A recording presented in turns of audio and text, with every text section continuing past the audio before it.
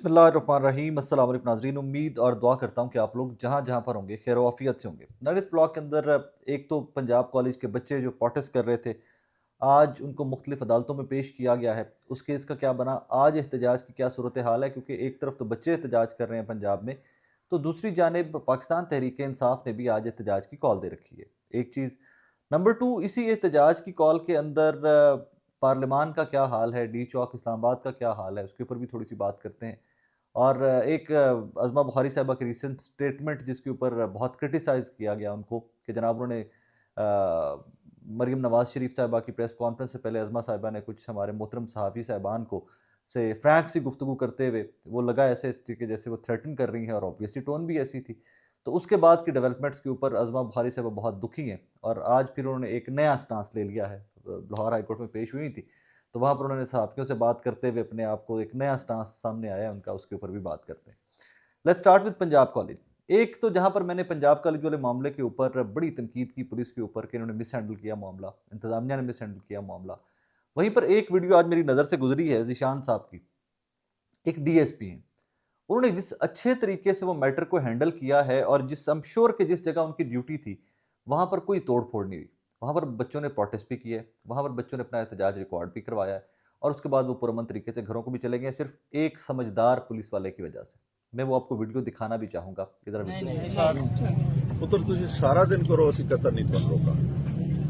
ਤੁਸੀਂ ਸਾਡੇ ਬੱਚੇ ਹੋ, जी बिल्कुल ਸਾਰੇ ਸਟੂਡੈਂਟ ਹੋ। जी बिल्कुल ਅਸੀਂ ਤੁਹਾਡੀ ਹਿਫਾਜ਼ਤ ਵਾਸਤੇ ਬੈਠੇ बिल्कुल सर ਹਾਂ। ਇਹ ਕਤਲ ਜ਼ਹਿਨ ਚ ਨਹੀਂ ਲਿਆਉਣਾ।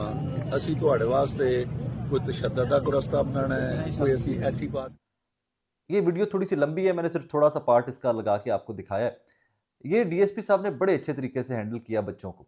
अब इमेजिन कीजिए कि अगर यही ज़ीशान साहब को यहाँ से ट्रांसफ़र किया जाए, और उनको जो पुलिस ट्रेनिंग इंस्टीट्यूट है कोई, जहाँ पर ये हमारे पीएसपीज़, एएसपी और जो बाद में एसएसपी, एसपी बनते हैं सारे ये रैंकर जो हैं नीचे से सब इंस्पेक्टर, एएसआई से ऊपर डीएसपी और एसपी बनते हैं, इन तमाम लोगों को इंक्लूडिंग आईजी पंजाब, अगर इन तमाम लोगों को ज़ीशान साहब जैसा डीएसपी एक दफ़ा फिर से ट्रेनिंग दे कि बेटा आप लोगों ने हैंडल कैसे करनी है सिचुएशन, एंड आईजी साहब सर आपने हैंडल कैसे करनी है सिचुएशन, तो I'm श्योर कि पुलिस के रवैयों में बेहतरी आ जाएगी। इस तरह के अफसरान को प्रमोट किया जाना चाहिए। इस तरह के अफसरान को बहुत अहम ड्यूटियाँ देनी चाहिए, और इस तरह के अफसरान को पुलिस को ट्रेन करने की ड्यूटियाँ सर अंजाम देनी चाहिए, क्योंकि हमारी पुलिस को ट्रेनिंग की बहुत ज़रूरत है।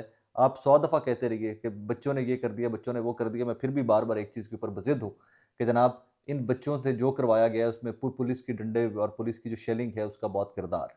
ठीक है? उसकी एक वजह ये कि आज लाहौर हाई कोर्ट में भी खैर वो उसके अज़मा बुखारी साहब की तरफ मैं बाद में आता हूँ। आज लोअर कोर्ट्स जो है लाहौर की भी और पिंडी की भी, यहाँ पर उन तमाम बच्चों को पेश किया गया कि जो कल गिरफ्तार किए गए थे। 225 एक हैं, 100 से ज़ायद एक सिटी के अंदर हैं, बिकॉज़ बड़ा एहतजाज था।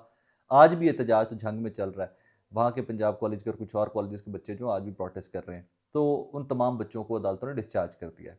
तो अगर यही डिस्चार्ज करने के बाद जो खौफ इन बच्चों के ज़हन में पुलिस का फैल गया हुआ है, जो नफ़रत मज़ीद बढ़ गई हुई है, यार ये नफ़रत नहीं होनी चाहिए।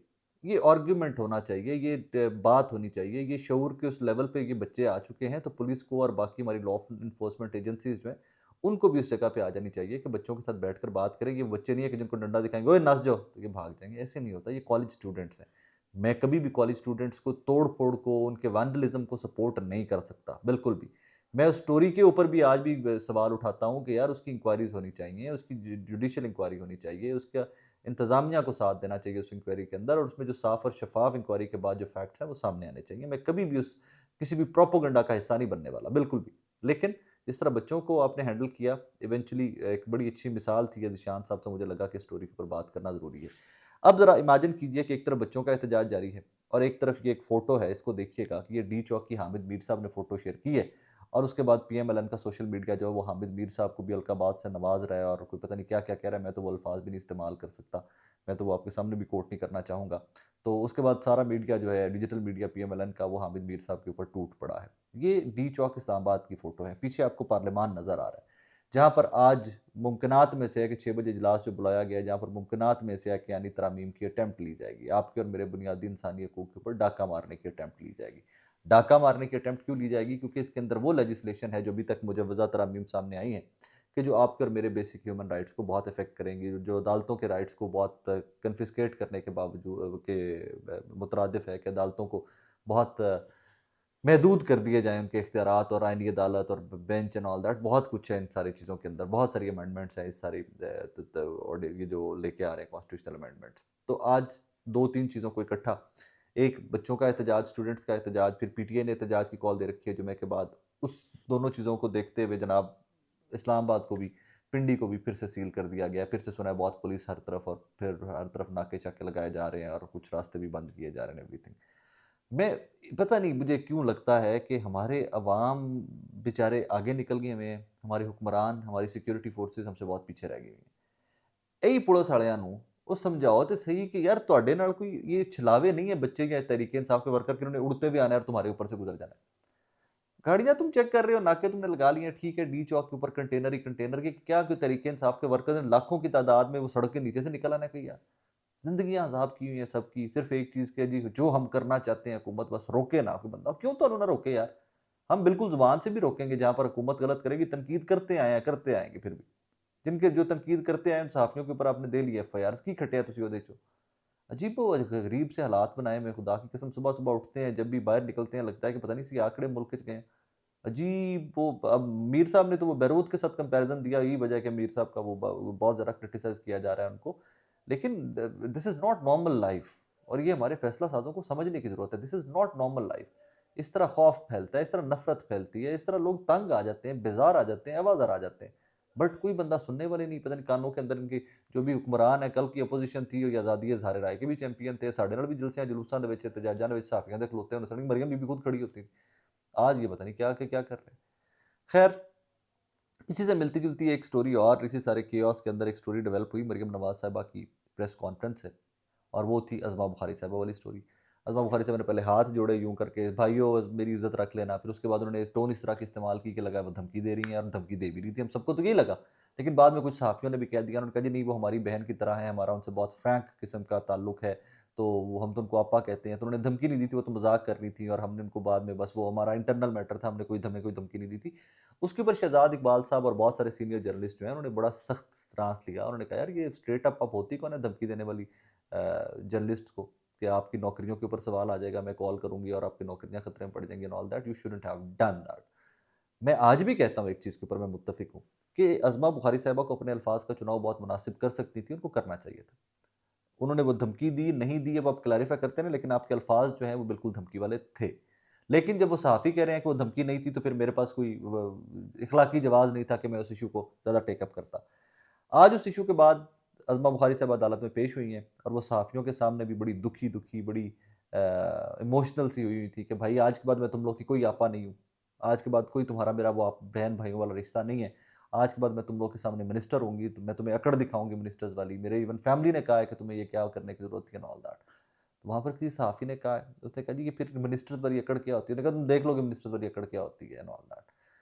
अब मैं बस इसके ऊपर क्या बंदा बात करे। मैं अज़मा बुखारी साहबा के ऊपर या किसी भी इन्फॉर्मेशन मिनिस्टर के ऊपर उनकी ड्यूटी इतनी सख्त होती है, तारड़ साहब हो जाए, फवाद चौधरी साहब हो जाए, या किसी भी टेन्योर का कोई भी इन्फॉर्मेशन मिनिस्टर हो जाए, उन्होंने गवर्नमेंट के काले को भी सफ़ेद करके सामने रखना है, उन्होंने नीले को भी गवर्नमेंट के सफ़ेद करके अवाम के सामने रखना है, इनकी ड्यूटी बहुत सख्त होती है।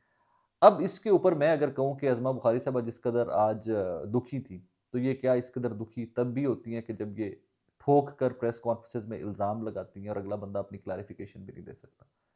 क्या मैं ये दरख़्वास्त करने का हक़ रखता हूँ, या मैं ये सवाल करने का हक़ रखता हूँ कि क्या अज़मा बुखारी साहिबा तब भी इतनी ही कभी दुखी हुई कि जब सहाफ़ियों को नौकरियों से निकाला गया है, समीना पाशा को और शाकिर अवान को। मैं नहीं कहता कि आपने निकलवाया है, लेकिन समीना पाशा नाक़िद किसकी थी, शाकिर अवान नाक़िद किसका था, ये तो मुझे बताने की ज़रूरत नहीं है आपको। मैं इल्ज़ाम नहीं लगाऊँगा आप पे, लेकिन मैं जानता तो हूँ कि वो नाक़िद किसकी थी। क्या आप जब सहाफ़ियों को सामने खड़े होकर ट्रोल और टाइगर सहाफ़ी जब आप रगड़ रही होती थी, तो हमने तो कभी आपके लिए बारे में फिर भी कोई लफ्ज़ गलत इस्तेमाल नहीं किया था। आपा ही कहा था, क्योंकि आप खातून हैं, बहन हैं, आप कुछ भी करती हैं। आज आपको थोड़ा-सा सिर्फ़ एहसास हुआ होगा कि जब आप रगड़े में आते हैं, जब आप विक्टिम बनते हैं, जब मैं आपको विक्टिम का लफ्ज़ इसलिए इस्तेमाल कर रहा हूँ कि आपकी वो गुफ्तगू बहुत इमोशनल थी आज, तो आपको एहसास हुआ होगा कि लगता कैसा है बंदे को। लेकिन हम यूज़्ड टू हो चुके होते हैं सहाफ़ी। रीज़न, पीएमएल की गवर्नमेंट आई है, आपने हमें रगड़ना है, ठीक है भाई। पीटीआई की गवर्नमेंट आएगी, उन्होंने हमें रगड़ना है, ठीक है भाई। पीपल्स पार्टी की गवर्नमेंट आएगी, उन्होंने हमें रगड़ना है भाई। सिर्फ़ अपने-अपने सहाफ़ी जो हैं, जो सिर्फ़ उनकी लाइन लेकर चलेंगे, वो बहुत अच्छे सहाफ़ी हैं, वो टाइगर सहाफ़ी नहीं होते। जो लाइन नहीं लेकर चलते, फिर उनको रगड़े भी लगते हैं, उनके ऊपर तनकीद भी होती है, उनके ऊपर सोशल मीडिया ब्रिगेड्स भी छोड़ी जाती हैं, उनके मालिकान को दफ़ातर को फ़ोन भी आता है। लोग नौकरियों से भी निकलते हैं, मैं आपके सामने बैठा हूँ। लेकिन मैं उन लोगों में से नहीं हूँ कि कोई वक्त गुजर गया हुआ है किसी का, जो टेन्योर खत्म हो गया हुआ है, वो अपोजिशन में है, तो मैं उसको कहूँ तुमने मुझे नौकरी से निकलवाया था। नो।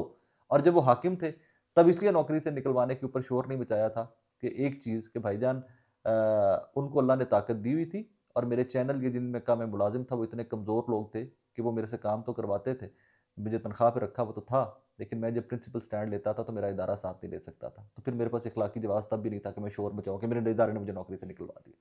मेरा इदारा स्टैंड लेता तो फिर क्या मजबूरी, कोई सीएम क्या तो पीएम क्या, फिर कौन होता है?